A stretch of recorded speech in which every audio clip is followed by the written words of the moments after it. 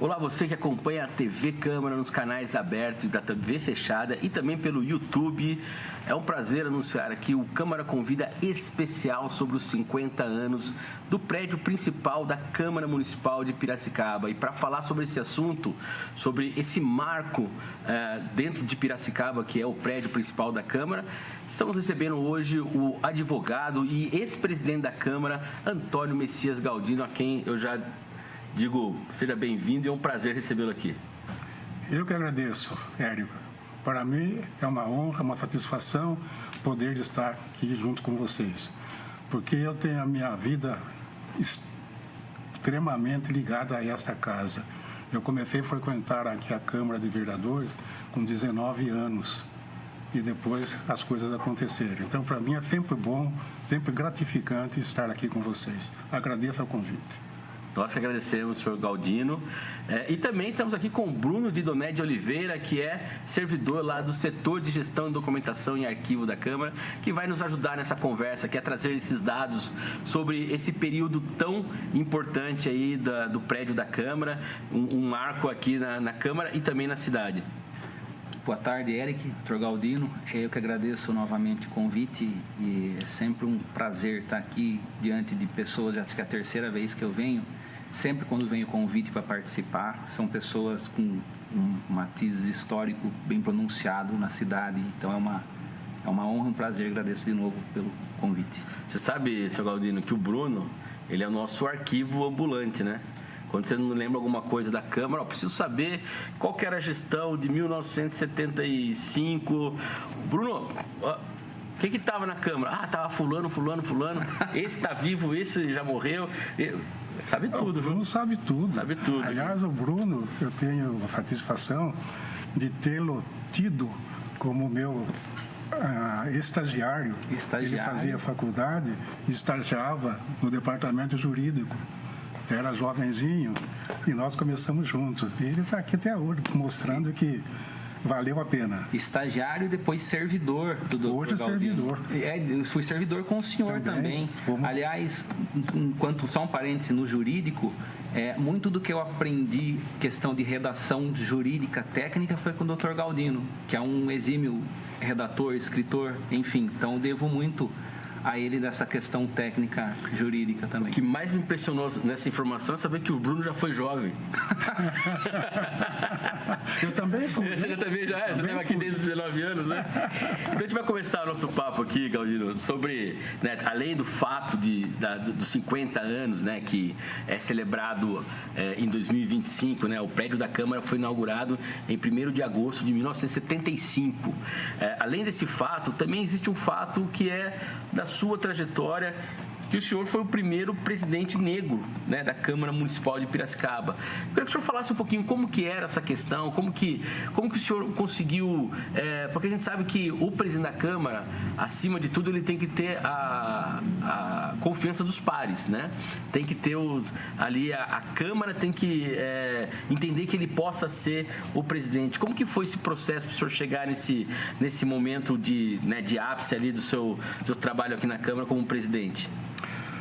É muito bom falar sobre isso.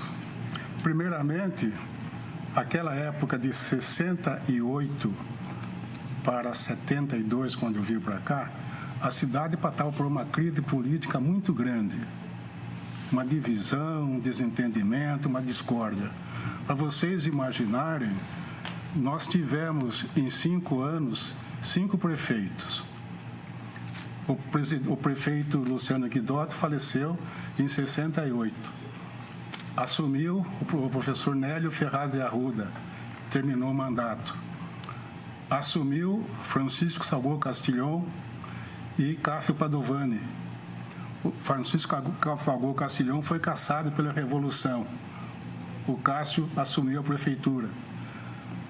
Morreu em 72. Assumiu a prefeitura Homero Paz Ataíde. Então, nós tivemos em 5 anos 5 prefeitos. Em 72, houve um movimento na cidade que foi até chamado um grupo do 100. E as pessoas mais envolvidas, autoridades, intelectuais, se reuniram no sentido de trazer harmonia política em Piracicaba. Procurar um prefeito que tivesse um consenso da cidade. E nessa época, nós vivíamos sob o regime revolucionário, regime militar, bipartidarismo, Arena e MDB. Então, os grupos se formaram e, na eleição de 72, as duas chapas lançaram candidatos para a Prefeitura e a Câmara Municipal. Como havia dissensão política, foram formadas as chamadas sublegenda. Então, havia Arena 1, Arena 2 e Arena 3. MDB 1, MDB 2, MDB 3. Para quê? Para conseguir agasalhar todas as tendências políticas dentro dos dois partidos. E eu fui para a Arena. Estava participando como candidato da Arena. Fui convidado a ser vereador porque eu tinha alguma representatividade na cidade, porque eu era jornalista. Primeira coisa, que eu sempre fui desde os 17 anos.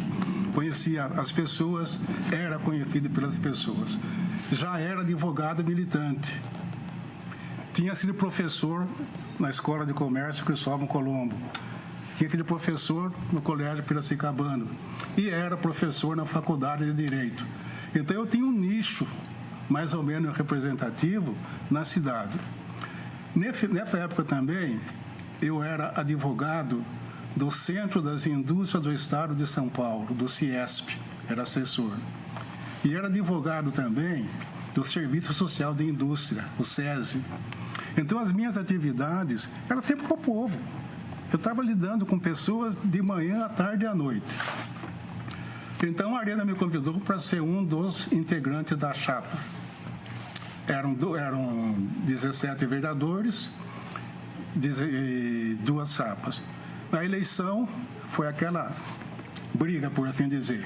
6 candidatos com 2 legendas e fomos para a rua. Mas foi uma beleza. Campanha eleitoral é a coisa mais bonita. Foi a minha primeira experiência, fiquei apaixonado. Corri a cidade inteira, ia aqui, ia ali, ia acolá, comício, passeata, discurso, palestra. Foi muito bonito. Foi um movimento cívico muito bonito. Porque nós tínhamos um pouco de retração política por causa da situação do país. Nós vivíamos um regime ditatorial. A ditadura militar de 64 estava em pleno vigor em 72. Então, a vida política na cidade tinha algumas nuances diferentes. Mas foi muito importante essa campanha. E o resultado da eleição deu o seguinte, renovou tudo. Adilson Maluf saiu candidato pelo MDB, numa das legendas do MDB. E o nosso candidato e os demais candidatos que saíram pela Arena foram João Guidotti, foram João Fleury e foi o Jorge Angeli, que tinha sido vereador. O Adilson ganhou, certo? Então, a composição política da cidade mudou de repente.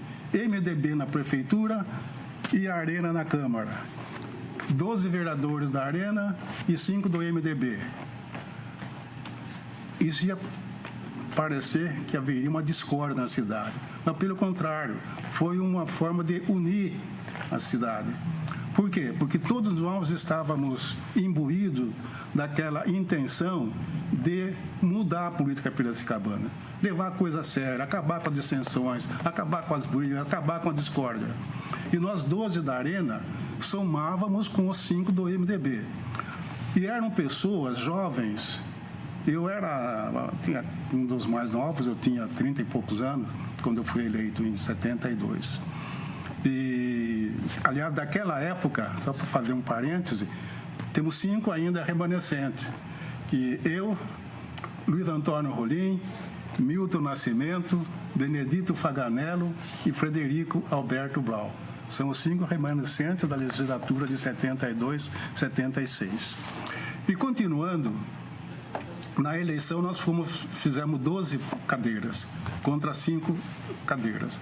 Na primeira eleição, que foi 73, 74, o Braga foi eleito presidente.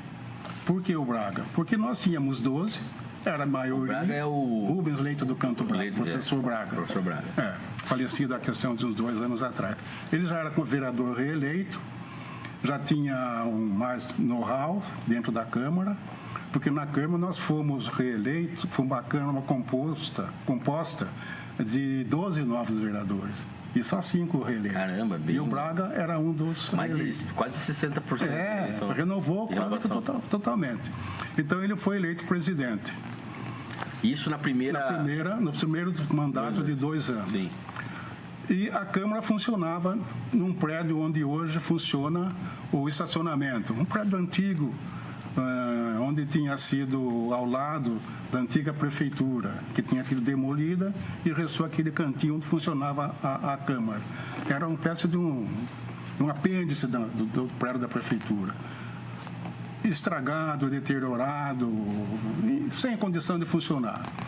E havia um projeto já em andamento de construção deste prédio atual, que estava iniciado desde o começo de 64, 65, quase 7, 8 anos atrás, tinha sido iniciado esse prédio. Mas em razão das desavenças entre os partidos políticos de então, o prefeito a quem competia a construção do prédio ficou amarrando e não construiu o prédio por briga política. E quando nós chegamos aqui em 73, o nosso mandato começou, nós estávamos numa situação bastante precária. Posso só fazer uma pergunta nesse ponto? O senhor falou que o prefeito segurava, mas então o orçamento naquela época era o prefeito que decidia a questão do prédio da Câmara? Não. Como que funcionava? O orçamento vem da prefeitura. A Câmara como é hoje, normal, né? Do mesmo jeito. Mas você sabe que quando um não quer, 2 não brigam. Né? E quando o presidente da Câmara está brigando com o prefeito, quem tem o dinheiro na mão? É o prefeito. Então ele amarrou a construção da Câmara. Ela foi iniciada, mas parou. Né? Durante o período do primeiro mandato do Braga, o Adilson não teve condições de dar andamento. Quando eu assumi em 75, a primeira coisa que eu fiz é pegar meus companheiros da mesa, os componentes da mesa, e conversar com o Adilson. Nós queremos a conclusão do prédio da Câmara. É um compromisso que queremos que o senhor assuma. E ele assumiu esse compromisso de dar andamento à construção do prédio. Isso por quê? Porque o prédio anterior estava chovendo dentro. Dá um detalhe para você.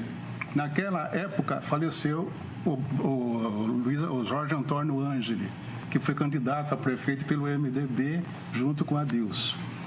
O velório dele foi na Câmara, no plenário da Câmara. E deu uma chuva torrencial de noite.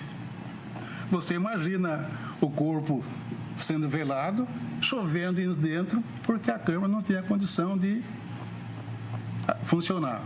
Então, esse fato chamou tanta atenção...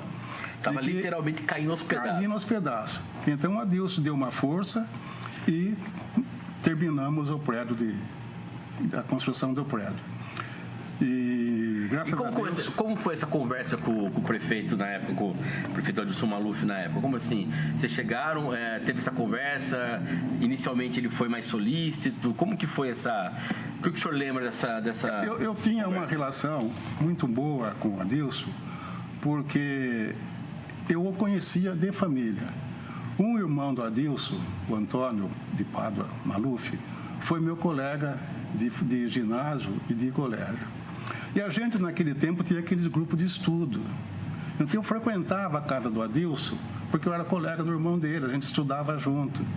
Ia comer quibe que a dona Adelina, dona Olinda fazia.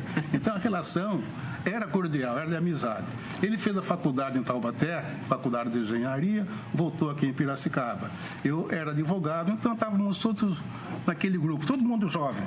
Ele tinha 28, 29 anos, eu tinha 30, 31. Então era aquela juventude que se conhecia, se entrosava. E quando chegou na política, todos nós fomos imbuídos da boa intenção de mudar Piracicaba. E isso deu certo. Ele se mostrou abertura, terminou o prédio da Câmara e nós inauguramos.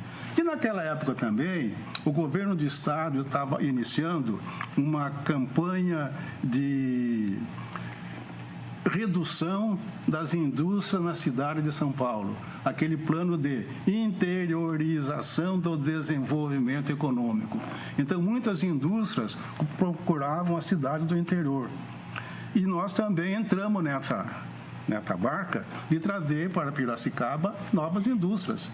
E íamos juntos, o Adilson, eu era da Arena, outros vereadores junto, uma comissão de vereadores junto com o prefeito para conversar com as autoridades e trazer indústria para Piracicaba. É dessa época a Caterpillar. Nós fomos juntos lá em Santo Amaro conversar com a direção, oferecendo as condições para que ele viesse se instalar em Piracicaba. Então havia um espírito de colaboração entre Câmara e Prefeitura, porque todos nós nos conhecíamos e tínhamos o mesmo ideal. Então chegamos ao ponto da inauguração do prédio. Você falou, eu o primeiro vereador, o primeiro presidente negro. Você sabe que a eleição da Câmara é uma briga de foice, pode-se dizer. Tem aqueles candidatos que querem ser porque querem ser. Na ocasião, havia um compromisso de que no primeiro mandato seria candidato o Braga. E depois, no segundo biênio, seria candidato o Valdir Martins Ferreira, que era um engenheiro agrônomo. Passados 2 anos, as coisas começaram a mudar. Havia, dentro da própria Arena, um grupo que não apoiava o Valdir para presidente, certo? E havia no MDB 5 vereadores, mas tinham também a pretensão de fazer a presidência. O que tinha que acontecer? Eles, com 5, precisariam de quanto? De mais 4, 5 e 3, 8. 4 da Arena para compor 9 e ganhar a mesa, que eram 17 na composição. O 9 ganhava. E havia um movimento subterrâneo no sentido de 4 arenistas votarem no MDB para montar a mesa. Houve uma reunião chamada, naquele tempo estava havendo Watergate nos Estados Unidos, aquela briga do Nixon, aquela coisa toda. Sim. Então fizeram aqui um Salting Gate. Salting Gate, o que foi? Uma reunião secreta em Saltinho para acertar a adesão dos 4 arenistas que votariam no MDB para compor a mesa, dando a presidenta para o MDB. Certo? Mas na madrugada... O senhor participou dessa reunião? Não. Estava fora. Não. Mas nessa madrugada, alguém ligou para o Jairo informando que havia esse movimento. E no dia 1º de fevereiro, que era o dia da eleição, a Câmara se reuniu para a eleição da mesa. E o Jairo era o nosso líder. Então ele reuniu os 12 na sala da presidência e falou, acontece isso, nós vamos perder a mesa. Estavam os 12, inclusive os 4 dissidentes, e nós o restante. E ele falou, nós não vamos sair daqui enquanto não tivermos um presidente nosso. Nós não vamos entregar a mesa para o MDB. Se nós somos uma bancada de 12, não é racional perder a mesa por distinção interna. De 4 ali, né? E foi aquela discussão das 9 até 12 horas. Um queria candidato, o outro também queria ser. O Valdir bateu o pé aí, os outros, o Zé Cardi queria ser, etc. e tal. Eu estava no grupo. Nós éramos do grupo de 5 e tinha um outro grupo de 7, chamado o grupo do João Guidotti, tinha 7. E o grupo do Fleury, João Fleury também, a quem eu pertencia, tinha 5. No final das conversas, o único nome de consenso foi o meu. Bom, o Galdino vai ser o presidente. Que eu tinha trânsito no grupo dos 7 e tinha o meu grupo dos 5. Que eram os 5, era eu, Jairo Matos, Valdir Martins Ferreira, Milton Nascimento e... não lembro o quinto, mas éramos 5. Os 5 me apoiaram e o outro grupo dos 7 também vieram conosco, porque eu tinha trânsito com ele. Era amigo do Braga, do Tiquinho, do Lojinho, todos esses vereadores que pertenciam a outro grupo. Então eu saí, meu nome estava como candidato. Fomos lá para o plenário, votação. Galdino presidente. Deu 12 votos? Deu 12 votos. O MDB ficou queimado, ficou... Só uma dúvida que eu tenho em relação a isso. Por que havia 4 do MDB que queria estar com o grupo do 4 da Arena que queria estar no grupo do MDB? Qual que eram as questões que estavam envolvidas ali? Porque, como eu falei, teve eram 3 legendas. O João Guidotti comandava uma. E na sublegenda dele, ele tinha 7 nomes. Ele tinha o Rubens Braga, Aldomiro Nobre Ferraz, Eulógio Vieira Sobrinho, quem mais que tinha? Eulógio, eu devia ter trazido escrito, mas não importa. Então ele tinha 7 e nós tínhamos 5. E essa dissensão aconteceu porque os 7 não queriam apoiar o Valdir, que era do nosso grupo. Então rachou. O partido ficou rachado. Entendi. E 4 estavam dispostos a ir para o MDB para não dar presidência para o Valdir. E eu apareci com o nome de consenso. O Galdino vai ser o nome que vai somar, unir a bancada. E o que o senhor atribui a esse fato de o senhor conseguir naquele momento? Porque eu estou entendendo aí que tem porque assim, você pensa, já tem um grupo de 5 outro de 7, já é um racha. É um racha. Aí dentro do grupo dos 7 você tem mais 4 que está propenso a ir para o grupo Exatamente. do MDB. Aí já é outro racha lá. Quais são os fatores que o senhor entende que naquele momento o senhor conseguiu contemporizar e ser o nome de consenso ali dos 12? Eu acho que foi a posição minha como vereador nesses 2 anos. Porque nesses 2 anos eu tive uma atuação de soma, de conciliação. E eu tentava sempre montar, quebrar as tarefas dentro do partido. Fazer com que fosse 7 e não... que fosse 12 e não 7 e 5. E eu consegui trazer alguns nomes para o nosso lado. E nesse momento em que havia uma necessidade de não quebrar o partido, o meu nome surgiu como peça de conciliação. E eu virei presidente. E dá para atribuir, assim, o fato de que... Olha só como que é... Pessoal, veja como que é interessante. A gente veio com uma ideia de uma pauta pensando em falar em prédio. E agora nós estamos falando em política. Aqui, política, eu digo o que a gente chama de realpolitik, né? A política real que acontece ali no campo. Não é aquilo que o comentarista está olhando e vendo, não. É quem está jogando mesmo, é quem está jogando. E aí, você veja só, todo esse processo que o senhor está colocando pode ter sido decisivo para que o prédio da Câmara saísse naquele momento. Exatamente. Porque foi a partir dali que o senhor virou presidente e com a relação junto com o prefeito possibilitou que as coisas andassem. Exatamente. Dá para dizer dessa forma, então? Dá para dizer que a minha eleição contribuiu para que o prédio concluísse, dada a nossa... E nessas discussões dentro dessas discussões, havia o prédio da Câmara como uma demanda dos vereadores? Não havia ainda. Estava parado.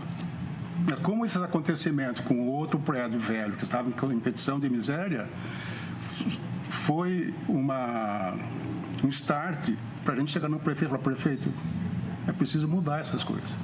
Vamos agora começar a vida nova. É uma nova Câmara, uma nova presidência, vamos acabar o prédio. E ele cedeu e construiu o prédio. Então, em 6 meses, foi 7 meses, o que não foi feito em 10 anos. Exatamente. Então, você percebe que havia uma má vontade, certo? Não era tanta dificuldade. Por que ficou parado 8 meses, 8 anos, se em 7 meses foi possível fazer? Então, havia uma questão política maior que impedia a conclusão dessa obra, certo? Como que o senhor avalia para a sua história, para a sua biografia, esse período, né? O fato de ter sido... porque, sinceramente, seu Galdino, você sabe que eu já te admiro por diversas razões. Minha admiração agora para o senhor foi num nível que eu já nem sei mais onde contar, né? Porque, assim, o senhor está contando uma história para a gente que trabalha aqui na Câmara, que a gente vive esse espírito da Câmara, a gente sabe o quanto, hoje em dia, é difícil você ter um nome de consenso, um nome que a pessoa que busque catalisar todos os interesses, e conversa e traz, né? Hoje existe muita coisa da briga, né? Vamos lá, o cara quem gritar mais alto vai levar. lá, né? Aquela coisa assim. E eu estou dizendo isso porque eu queria que o senhor falasse um pouco o que representa para a sua biografia esse fato, né? De ter trazido a Câmara para uma nova era dela, porque o prédio principal é uma nova era da Câmara. Né? O que o senhor... Quando o senhor deita a cama no travesseiro e pensa, caramba, olha o que eu fiz, né? O que o senhor pensa? Eu atribuo a certas coisas a graça de Deus. Deus sempre me ajudou, certo? E eu tive um espírito conciliador sempre. Não sei por ser advogado, o advogado tem que ser um conciliador antes de tudo. Eu sempre fui conciliador. Qualquer desavença, eu procuro ver o lado bom e aproximar as partes, evitar um litígio, evitar uma dissidência maior. Eu acho que essa minha maneira de ser ajudou bastante, porque dentro da arena de 12 elementos, eu consegui apoio dos 12, certo? Quer dizer, o meu comportamento como vereador nos 2 anos era de conciliação, de aglutinar. Nesse período, nós tivemos a vinda de vários presidentes, de uns 2 presidentes da Arena que assumiram naquela ocasião. O Julianelli esteve aqui em Piracicaba e um outro presidente também, que me falha o nome no momento, estiveram aqui em Piracicaba para conversar. Porque o radicalismo que havia antes da nossa eleição era muito grande. Era o grupo do João Guidotti e o grupo do João Fleury, distante um do outro, certo? E eu estava no grupo do João Fleury de 5 e outro no grupo do João Guidotti de 7.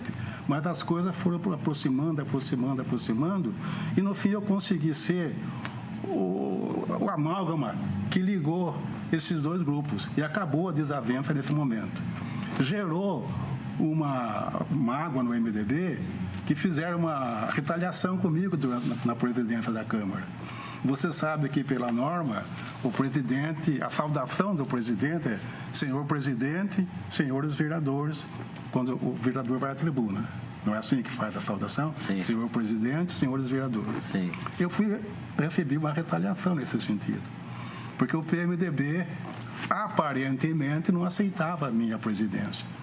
Eles chegavam na tribuna, senhores vereadores, e faziam o discurso. Senhores ignorando a figura do presidente. Ignorando o presidente. Eu nunca dei bola para isso. Eu deixei que tudo bem. Não precisa me chamar de presidente. Eu sou o presidente, eu estou aqui.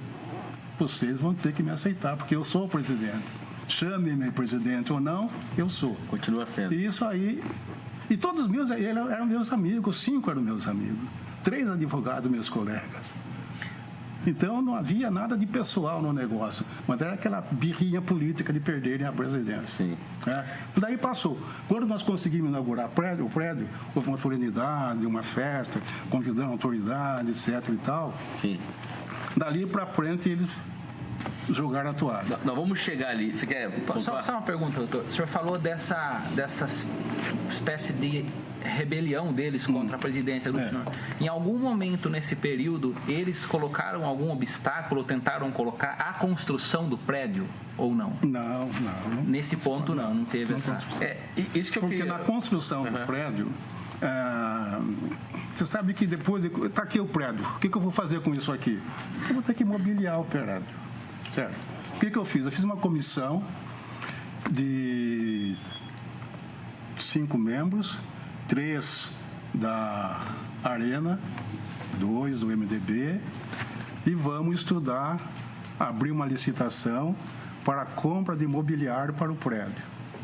Então, nós compramos montamos os gabinetes, não eram 2 salas, não tinha gabinete. Compramos os móveis principais para mobiliar o prédio. Tinha na Câmara também um problema. A Câmara não tinha um corpo de funcionários. Ela tinha funcionários cedidos pelas prefeituras e 1 ou 2 que eram dela, contratados por ela. O que eu fiz? Eu fiz um concurso público para admissão de funcionários na Câmara. Como é que eu fiz? Montei uma comissão com vereadores da Arena e do MDB, faço a comissão, vamos fazer um concurso público a admitir funcionário. Admitimos, acho que uns 7 ou 8, para montar o quadro, a Câmara poder funcionar. E fizemos o concurso, foram admitidos funcionários, admitimos contador, que a contabilidade era feita pela prefeitura, que fedia o contador, criamos os cargos, tudo direitinho. E eu fui dando essa estrutura administrativa para a Câmara. Então, esses passos não tiveram oposição, porque não tinha como se opor a isso.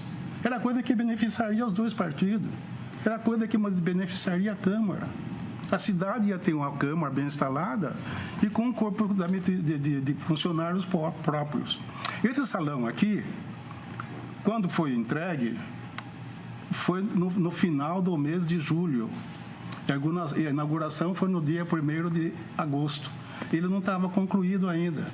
Então, onde é que foi feita a sessão solene de 1º de agosto? No Clube Coronel Barbosa. Eu pedi a sessão do clube, o clube cedeu, a sessão foi feita lá. Porque aqui não tinha ainda Sinteco no TACO. Não tinha verba no orçamento da Câmara para fazer o Sinteco. Como é que vamos fazer? Eu tinha um amigo que trabalhava com o trabalho de Sinteco, conversei com ele, chamei o diretor da Câmara para ver a possibilidade legal de fazer isso. Era seu José o nome dele. Não, doutor, pode deixar, eu faço para o senhor aí, e a Câmara paga depois quando tiver verba no orçamento, não sei o quê. Pode ser assim? Pode ser assim, então faça. Mandei fazer o Sinteco desse salão. Uma ressalva, ele aguardou o pagamento, abrimos verba no orçamento, criamos uma suplementação, aprovou, tem verba? Tem, agora paga o cidadão. Ele recebeu normalmente. Quer dizer, conversa, diálogo, não é? Se não tivesse essa possibilidade legal, a gente não ia fazer. Mas era legal e foi também oportuno, porque era necessário que esse salão fosse inaugurado. E vocês imaginam, um salão, Piracicaba tinha poucos salões centrais e apropriados para reuniões, para conferência, para palestra. Aqui, nos primeiros anos, era uma solicitação constante do salão para eventos cívicos, formaturas de escolas, reuniões solenes.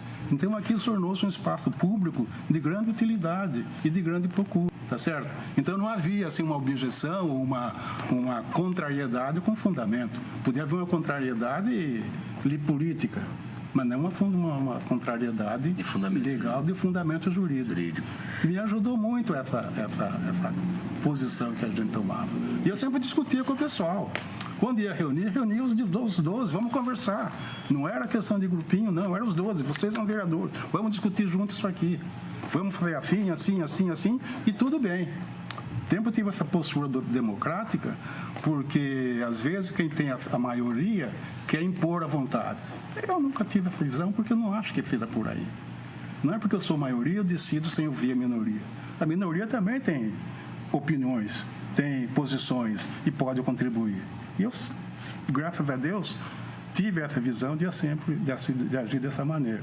Agora, senhor Galdino, o senhor está colocando várias questões aqui, né, do período, principalmente do final da construção, mas eu queria, só para a gente não perder uma cronologia dos fatos, a gente falou muito, né, do processo da eleição na mesa diretora, como o senhor conseguiu ser o consenso dentro do partido e conseguir a maioria dos votos, a conversa com o prefeito, na época, que era o prefeito Adilson Maluf, e aí aquilo que o Bruno bem colocou, em 7 meses, basicamente, foi feito aquilo que não havia sido feito em 10 anos, 8 anos.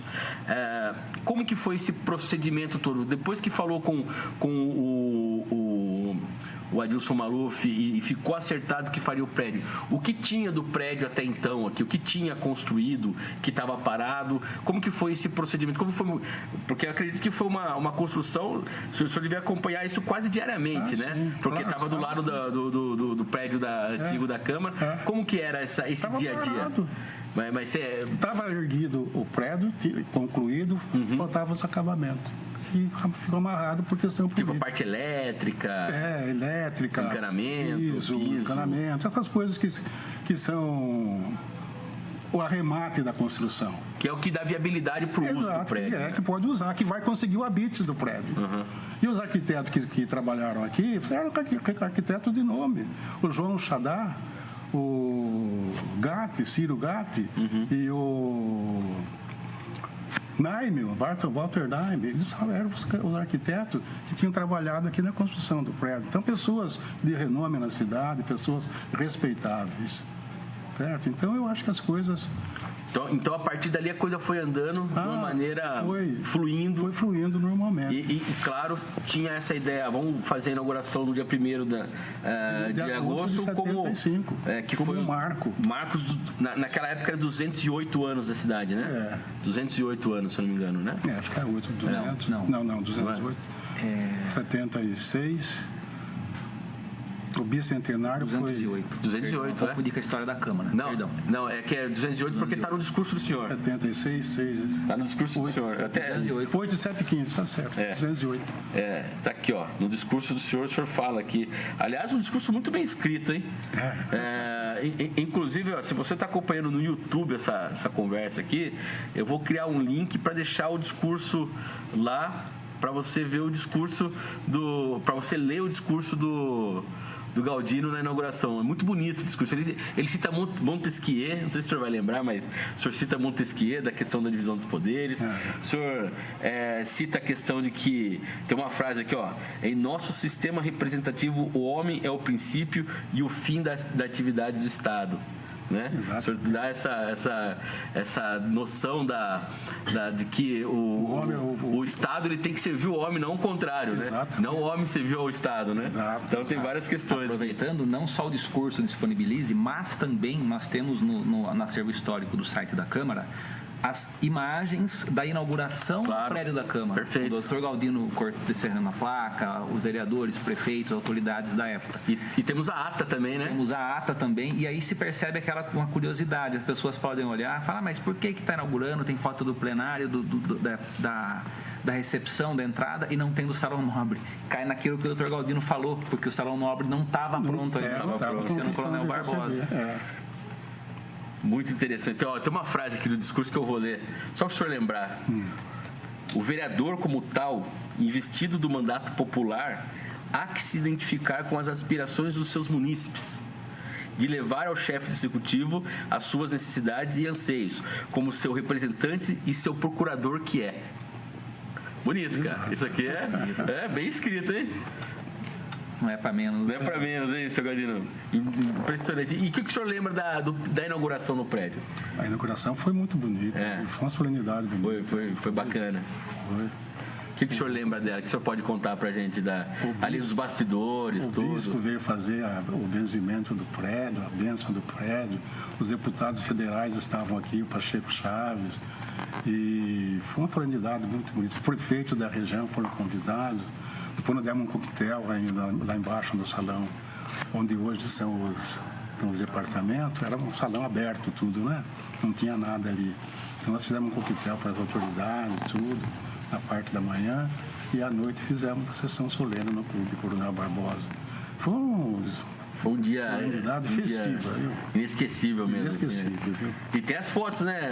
Tem a comprovação das fotos. Eu posso só fazer um comentário de cunho histórico? Sim. E corroborar o que o senhor disse dessa questão da pacificação da política municipal a partir de 1973, com a eleição do Adilson Maluf para prefeito, do Braga e depois o senhor presidente da casa. De 1942 até 1972, em 30 anos, Piracicaba teve 24 prefeitos. 24. De 1973 até hoje, em 52 anos, nós tivemos 9. Ou seja, esse momento que o senhor comentou, que os novos vereadores da época, junto com a Adilson Maluf, se propuseram a estabilizar a política, eu acho que foi bem sucedido, porque nesses 50 anos, somente 9, em comparação com os 24 então você vê como anteriores.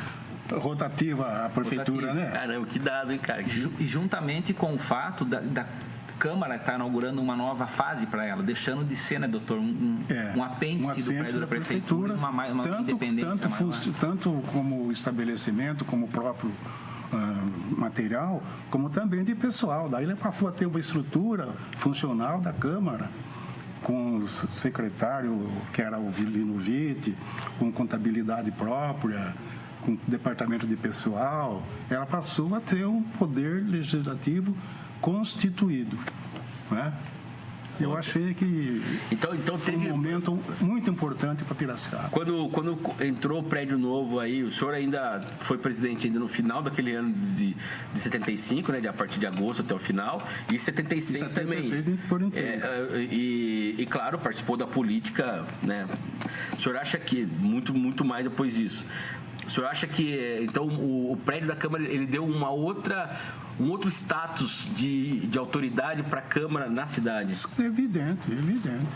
Tinha uma sede da Câmara, certo? Aqui era a sede do Poder Legislativo, que não existia antes. Havia um prédio caído aos pedaços do lado. Não é? Olha só, hein? Ela passou a ser um prédio principal aqui no centro da cidade, num lugar privilegiado. Sim. Não é? Sim.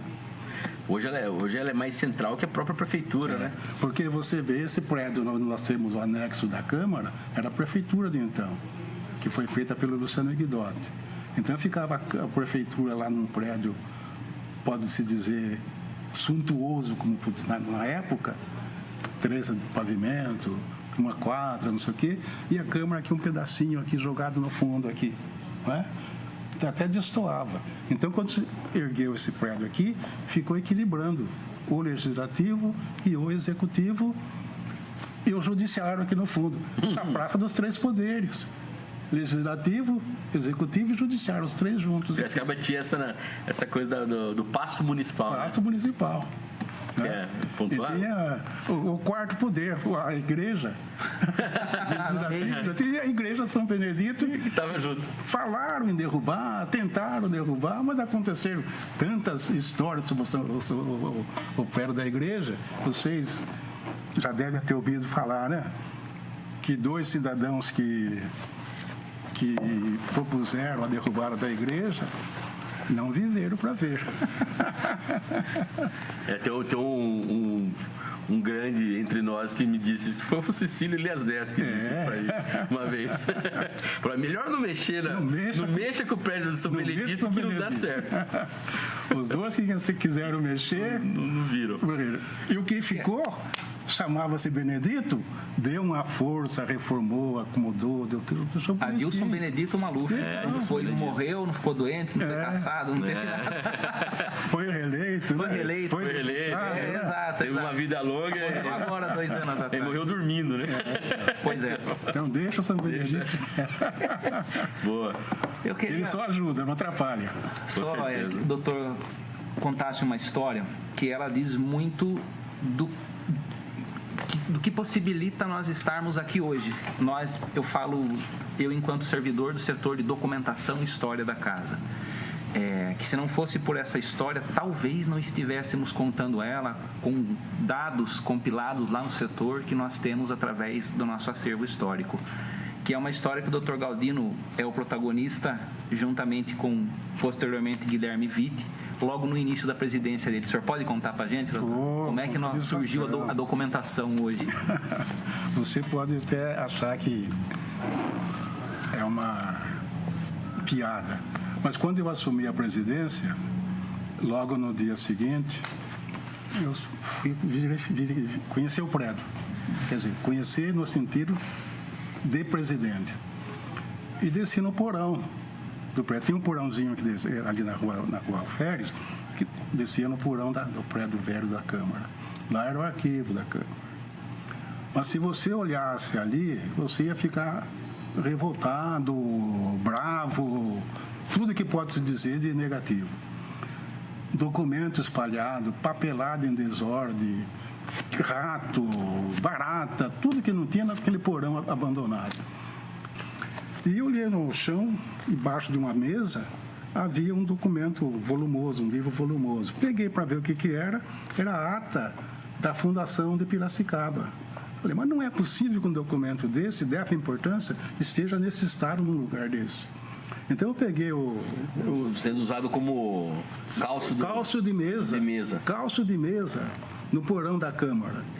Então dali eu procurei falar com o professor Guilherme Vitti, que era conhecido, amigo, foi professor do Piracicabano, nós lecionamos na mesma época, ele dava tempo de latim, etc. e tal. Depois ele escrevia no Jornal de Piracicaba, aquela série de Piracicaba, História de Piracicaba em quadrinho, e eu fazia a revisão dos artigos. A gente tinha uma relação muito, muito saudável. Eu pedi que ele colaborasse com a Câmara, dando um tratamento à documentação nossa. Ele foi contratado pela Câmara, como assalariado da Câmara, para fazer esse serviço.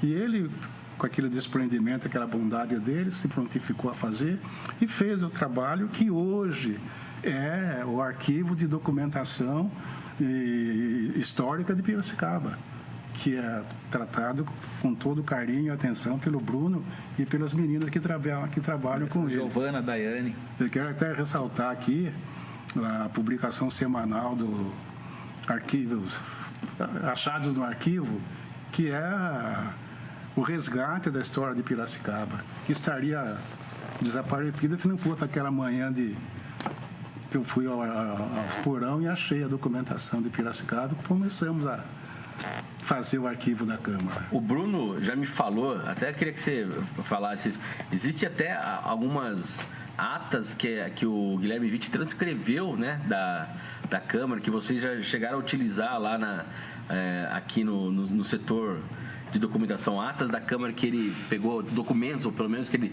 transcreveu, né? Conta um pouco qual que foi a estrutura que ele deixou, só para as pessoas terem uma noção do que foi o trabalho dele, né? A partir do momento que o Dr. Galdino deu essa incumbência para ele não só organizou aquele arquivo, tirou daquela bagunça e tal, como ele higienizou. Ele transcreveu os 10 primeiros livros de ata a partir de 1822. Eu não lembro o número 10 até que ano que é, mas foram 10 livros cuja caligrafia é uma caligrafia antiga, é muito difícil de você conseguir ler aquilo ali, e ele transcreveu e datilografou. Então isso facilita bastante se nós temos alguma dificuldade de identificar alguma palavra. Hoje a gente recorre a essa transcrição do professor Guilherme. Também ele fez um índice sobre os assuntos e todas as atas. Por exemplo, você quer falar sobre o Largo da Santa Cruz, você vai na letra L no nome dele, está escrito Largo da Santa Cruz, tem lá, livro tal, página tal, página tal. Aí você vai até onde está a página e acha o assunto que ele já tinha deixado ali. Vamos dizer, na linguagem de hoje, no computador você coloca Ctrl F, né, para localizar a palavra. Ele tinha feito isso de forma artesanal, manual, há 40, 50 anos atrás. Então, todo esse trabalho, esse cuidado que ele tinha, nós herdamos isso dele. Eu me lembro quando eu entrei na Câmara, pouco tempo depois, ele trabalhava numa salinha aqui no Salão Nobre, né, Dr. Galdino? Isso aí. Ia pesquisar alguma coisa com ele cuidava daqueles livros como se fosse um tesouro, e eram um tesouro, sabe? Então, são um tesouro. São um tesouro, não eram, são. Aqui, da forma como que ele tratava aquilo lá, nós que viemos depois dele, acabamos herdando isso. Fábio Bragança, que foi com a aposentadoria do professor Guilherme, depois da morte dele. O Sandro também trabalhou. E nós hoje herdamos, eu, a Giovana, a Daiane, nós herdamos esse trabalho, tentamos dar continuidade a essa preservação, a essa valorização, né? Mas, assim, podemos dizer que a cama onde nós deitamos hoje foi feita pelo Dr. Galdino e pelo professor Guilherme Vitti. E, aliás, vocês fazem um trabalho magnífico lá no setor, é muito bom. É muito bom. Eu sou fã dessa turma ali, viu? Os caras trazem cada história que... Sabe o que eu falei para ele outro dia? Eu estou perdendo a visão, né? Estou com um problema de visão. Ele, de vez em quando, me chama para identificar fotografia antiga, né? Eu falei, então aproveita que eu estou perdendo a visão. Se tiver alguma coisa, me chama para ver, enquanto eu estou enxergando. Mas é gostoso, chega lá, pegar aquelas fotos de 50 anos. Quem é esse? Esse é fulano, esse é ficando, esse é fulano. Às vezes alguém manda em casa uma foto pelo celular. Eu falo, Galdino, tu pode identificar essas pessoas aqui? Eu olho, é fulano, cicano, beltrano.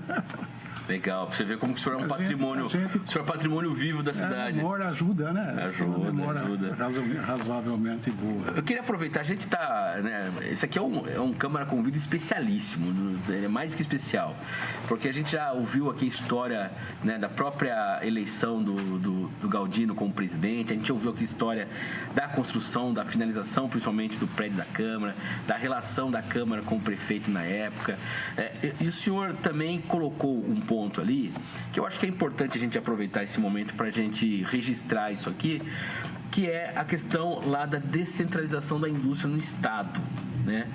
Porque pelo que eu me recordo, né, aí, e até uma conversa que eu já tive com o senhor, e uma entrevista que eu tive, inclusive, com o ex-prefeito Adilson Maluf.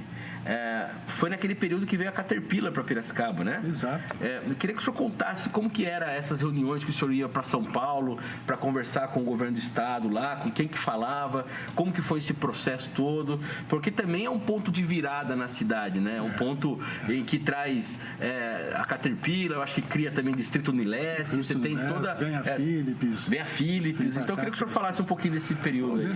Nesse período aí, que houve essa descentralização das indústrias de São Paulo para o interior, o governador Ademar de Barros, que foi um dos líderes da Revolução de 64, ele foi cassado depois de algum tempo.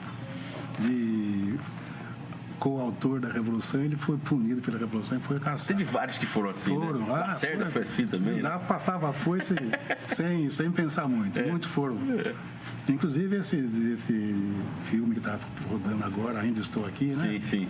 Sobre o Marcelo... Sobre o Rubens Paiva, né? Ele era deputado federal naquela ocasião, foi caçado e sumido com ele. Mas nós fomos para São Paulo várias vezes, inclusive conversar com o governador Laudo Natel, que assumiu o governo de São Paulo logo depois da cassação do Ademar. E lá a gente foi mostrar a disposição de Piracicaba, que estava com um governo novo, com uma Câmara nova, com umas ideias novas, né? E disposta a trazer a indústria para Piracicaba. A cidade tinha naquela época 80 mil habitantes. As indústrias principais eram o Grupo de Dina, era o Morgante, era a Bois, era Fazanaro, algumas indústrias grandes, mas com possibilidade de agasalhar mais. E nós fomos conversar no Palácio dos Bandeirantes. Estava começando a funcionar no Morumbi, que ele era no centro de São Paulo, foi para o Morumbi. Nós fomos lá no Morumbi conversar com o Laudo. E depois, nós fomos em Santo Amaro conversar com a direção da Caterpillar. A Caterpillar, que tinha um grupo funcionando em São Paulo, estava com intenção de vir para o interior. E nós corremos, como uma das primeiras cidades, a colocar terra à disposição e facilidades, incentivos tributários, incentivos fiscais e abertura de mercado para a Caterpillar. Foram umas 2, 3 reuniões até que a decisão foi tomada. Eu sempre acompanhei o Adilson, acompanhava o vice-prefeito, ia sempre uma comissão, ia junto também o diretor da CIP, diretor da FEPATEL, que era o Felisberto Pinto Monteiro.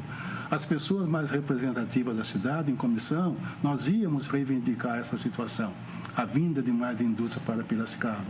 Conversamos com aquele dono da Monte Alegre, que era o Silva Gordo, conversar com o Silva Gordo para a desapropriação de áreas do Monte Alegre para ceder para as indústrias. Quer dizer, aquele meio de campo que tem que ser feito.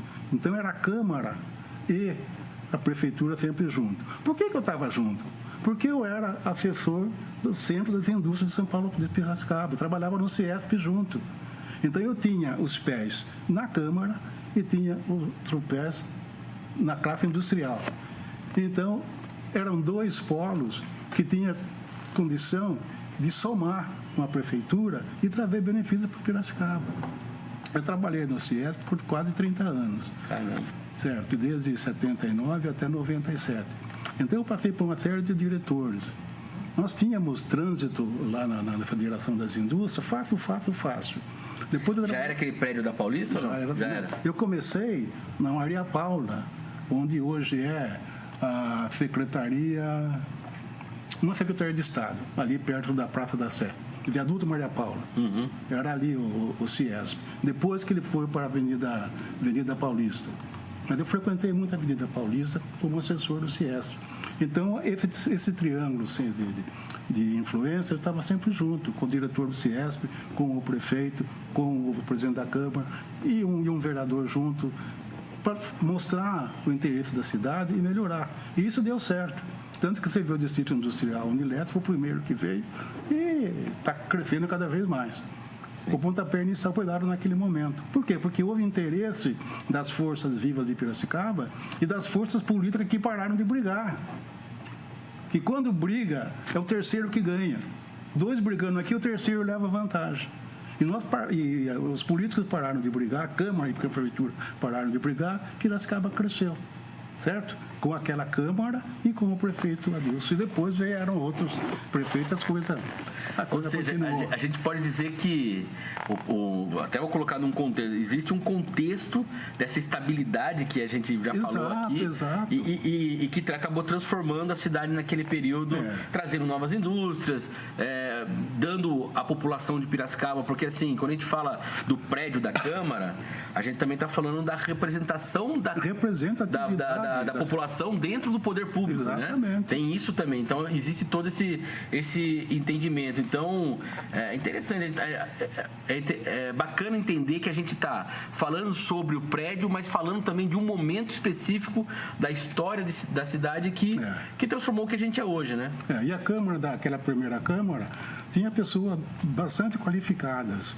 Tinha engenheiros agrônomos, era o Jairo Matos, o Valdir Martins Ferreira, tinha o Zito Faganello, eram 3 agrônomos, tinha advogados, tinha o Frederico Brown, advogado, o Rolinho, advogado, eu, advogado, o Mendes Barro, da Cooperativa da Câmara, advogado, tinha militar, o Elias Domingos da Silva, tinha dentista, o Milton Nascimento.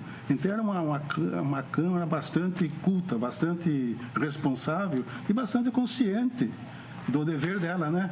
De representar bem a cidade. Interessante. Outra história que o senhor contou aqui já nos bastidores que eu acho que vale a pena é a gente trazer a conjuntura nacional, né? Como o senhor colocou aqui, teve a cassação do Congresso Nacional, né? Da Câmara dos Deputados, e que isso acabou dando importância maior para as câmaras. Conta um pouco como que foi esse momento por conta ali do golpe militar, por conta da ditadura, né? Queria que também o senhor aproveitasse e registrasse essa história aqui. O golpe militar de 64, nós podemos dizer, há faz 60 anos, né? Trouxe um retrocesso muito grande. Porque no Brasil, se nós olharmos a história do Brasil, desde a República, ela foi cheia de altos e baixos. A República já foi um movimento golpista contra o Império, certo? Nós sabemos que havia aquele grupo de republicanos que não contavam com suficiente apoio para derrubar o Império. Precisaram jogar o Marechal Deodoro, que era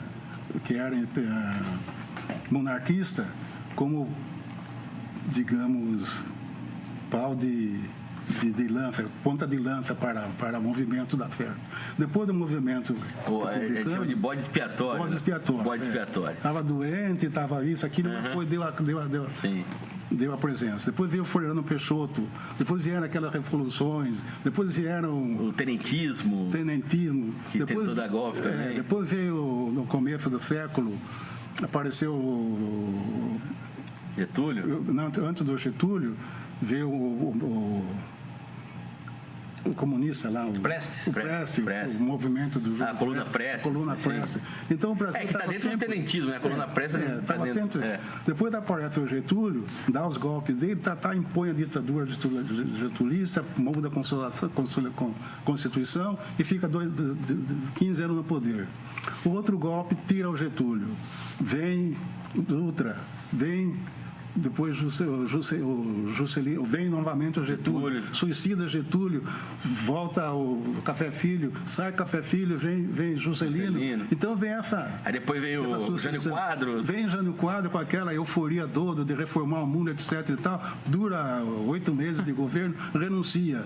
Vem o Jango Goulart com aquelas outras ideias estapafúrdias dele. Até que os militares acharam que iam tomar conta. Tomaram conta, tudo bem. Não vamos dizer que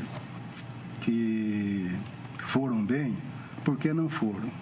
Militar não é feito para administração pública. Cada um no seu caminho. Mas a força, às vezes, sobrepõe a razão. E foi o que aconteceu. E as câmaras municipais, você percebe? Caçaram deputado, caçaram governador, caçaram isso, aquilo, mas não caçaram vereador da Câmara Municipal. As câmaras ficaram funcionando. E elas passaram a ter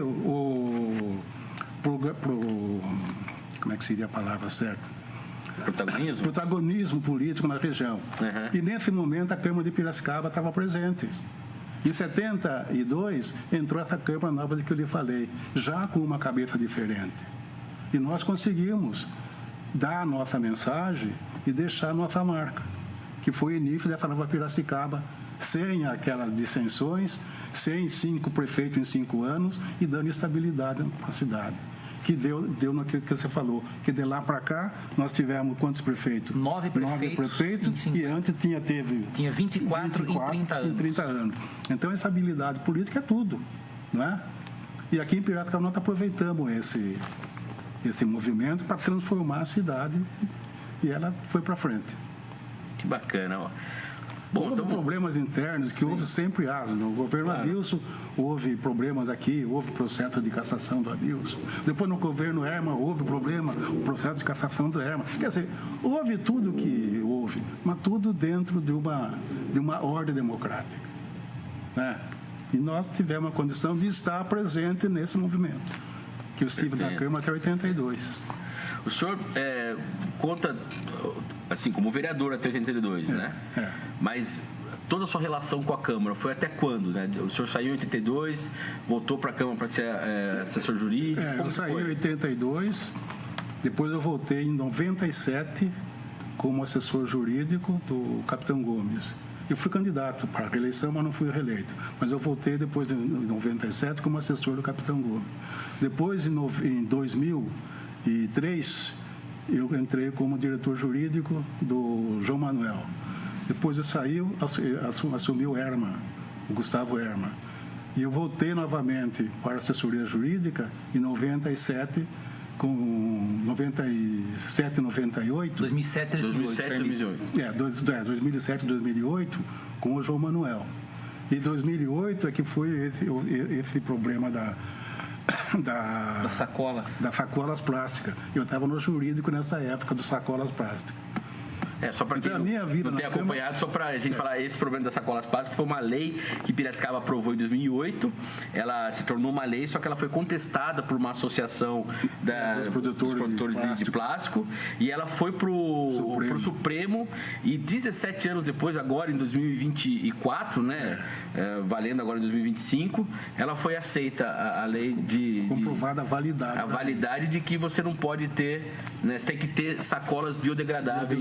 Nos supermercados, nos defesa do meio ambiente, fala-se tanto de defesa do meio ambiente, isso, aquilo, mas o que tem que ser de prático tem que ser feito. E agora tem a lei aí para ser cumprida. Cabe ao executivo fazer o que for preciso. A lei já existe e é constitucional.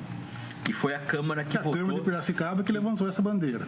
Que discutiu, aprovou, votou e aprovou. Votou e aprovou. Tá certo. E o Supremo reconheceu.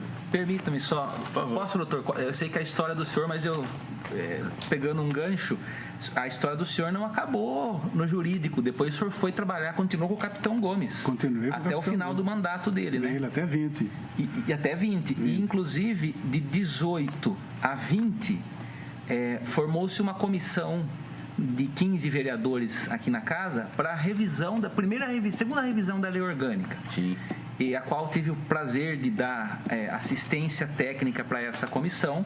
O Dr. Galdino também dava assistência jurídica para essa comissão de revisão da lei orgânica e vamos dizer, não sei se pode chamar de promulgação ou o ato sancionado, promulgação mesmo dessa revisão.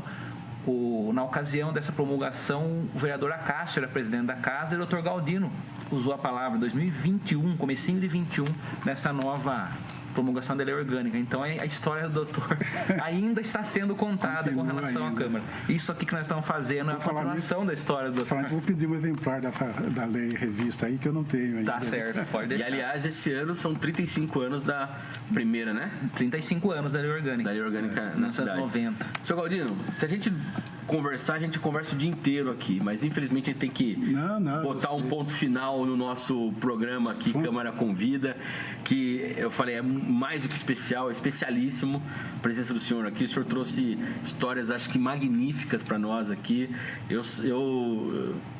Tem entrevista, senhor Galdino, que a gente sai diferente. Essa aqui é uma delas.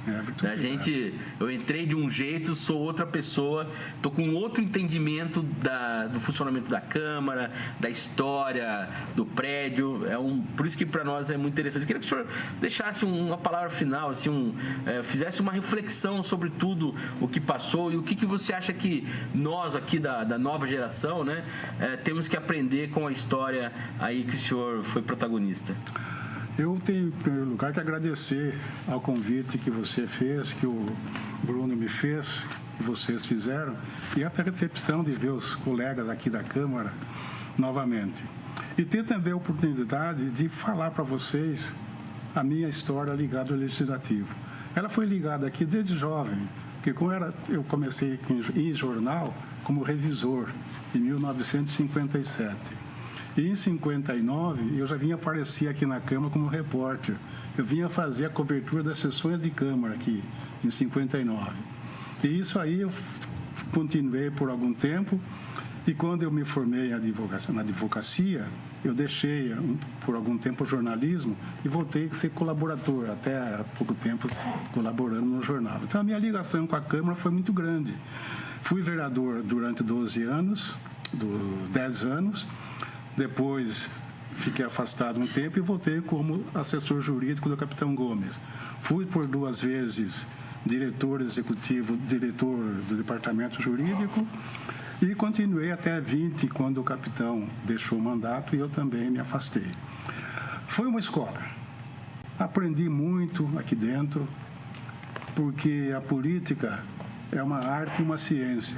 E aqui a gente percebe como deve fazer política. O político tem que ser antes um conciliador. Ele não pode ser só um contestador e não um acusador. Ele tem que ser um conciliador e alguém que sugira a coisa, apresente a solução para as coisas. Eu acho que o vereador tem a incumbência, como representante do povo, de trazer as suas reivindicações, apresentar solução para os casos, apresentar sugestões. E não se limitar simplesmente ao âmbito municipal. Eu vou citar algum exemplo para vocês que eu cheguei a extrapolar esse âmbito municipal.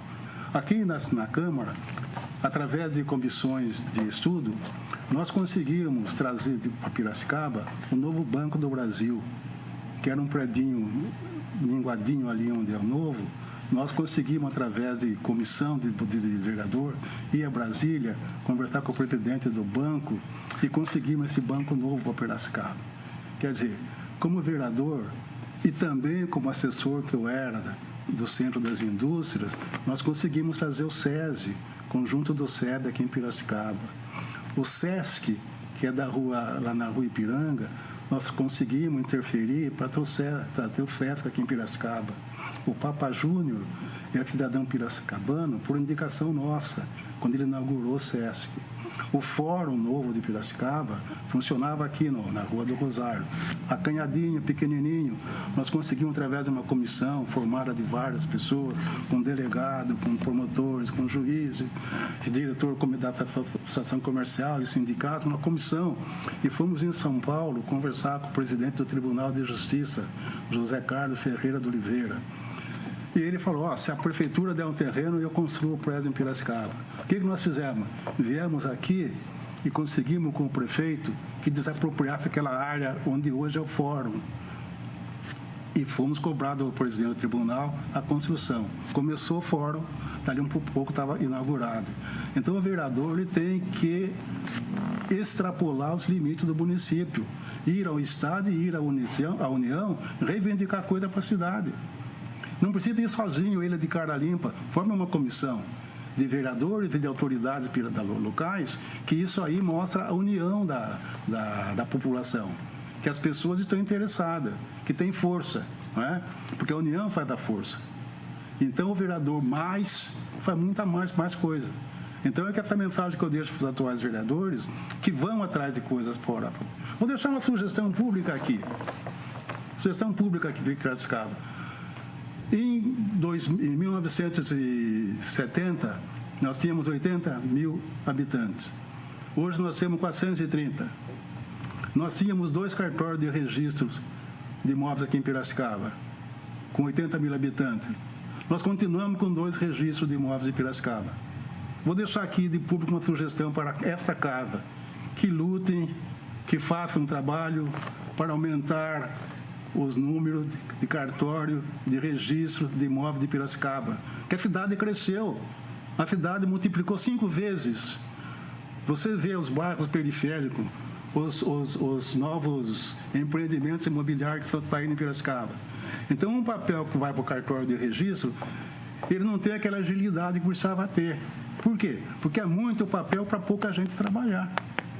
Isso aí, eu acho que a Câmara tem que, enxergando isso, correr atrás. Outro problema que nós estamos tendo é o excesso de veículos no centro da cidade. Vamos descentralizar a rodoviária, tirar essa rodoviária intermunicipal do centro da cidade, leva para um bairro. Faz como fez Limeira, como fez Santa Bárbara, como fez Americana, como fez São Paulo, que tirou a rodoviária do centro e levou lá na marginal do Tietê já há 50 anos atrás. Descentraliza um pouquinho esse movimento do centro. Que isso aí polui, atravanca o trânsito, viu? Eu deixo essa mensagem aqui para os vereadores atuais, que está a Câmara começando agora, vejam esses problemas não só a nível local, vá atrás do Estado da União e consiga um benefício para a cidade. Isso também é a função do vereador, certo? A cidade só tem a ganhar com isso. Ainda mais agora que somos, né, uma região metropolitana. Exatamente. Isso ainda faz muito mais sentido. A região metropolitana tem quantas cidades? 15 cidades? São 24, né? 24 cidades? 24 cidades. Veja a força política que tem essas 24 cidades. Vão atrás, corram atrás, exijam, reivindiquem, mostrem a necessidade das cidades. A Câmara Municipal existe para isso, viu? Vocês sabem que as câmaras municipais no começo do Brasil Império era formada pelos homens bons da terra. Chamavam-se os móveis bons da terra. Aquele tempo era bons no sentido financeiro. Aqueles ricos que tinham mais poder aquisitivo, que eram chamados para tomar as decisões. Agora os homens bons da terra são os vereadores. São os 23 que o povo elegeu, não é? Então eu deixo essa mensagem aos nossos amigos aí, aos nossos vereadores, uma feliz gestão, uma proveitosa gestão, uma profícua gestão, e que ela haja dentro das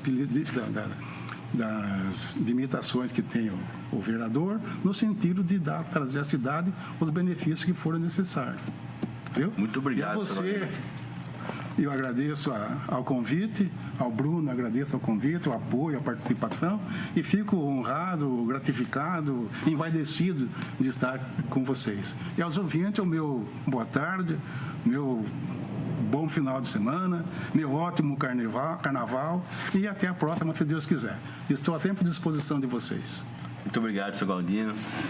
Bruno, você também, muito obrigado. Queria que você deixasse uma palavra final aí sobre esse trabalho todo que a gente está fazendo, né, da documentação, do resgate histórico, da oportunidade de conversar com patrimônios públicos como patrimônios históricos, como é o Sr. Galdino, né? Então é um patrimônio, eu falo. Piracicaba tem vários patrimônios, né? Tem o engenho, tem o rio e tem o Sr. Galdino, né? Com certeza, com certeza.